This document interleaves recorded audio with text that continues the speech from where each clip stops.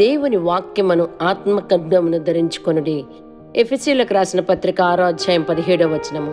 యేసు ప్రభువారు 40 రోజులు ఉపవాసం ఉన్నప్పుడు అపవాది ఆయన దగ్గరికి వచ్చి, నీవు దేవుని కుమారుడవైతే ఈ రాళ్లను రొట్టెలుగా చేసుకొని వాటిని తినవచ్చు కదా అని అన్నప్పుడు, యేసు ప్రభువు మనుషుడు రొట్టె వలన మాత్రం కాదు, దేవుడి నోటి నుండి వచ్చు మాట వలన జీవించునని అన్నారు.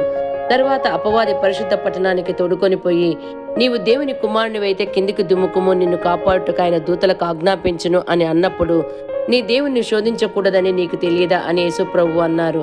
మరలా అపవాది ఎత్తైన కొండ మీదకి ఆయనను తీసుకొని వెళ్ళి, ఈ లోకరాజ్యం మహిమలన్నీ చూపించి, నీవు గనక నాకు మ్రొక్కితే ఇవన్నీ నీకు ఇస్తాను అని అన్నప్పుడు, యేసుప్రభు నీ దేవుడైన యెహోవాకు తప్ప ఎవరికీ నమస్కరించకూడదని వాక్యం ఎత్తిపెట్టి గద్దించారు.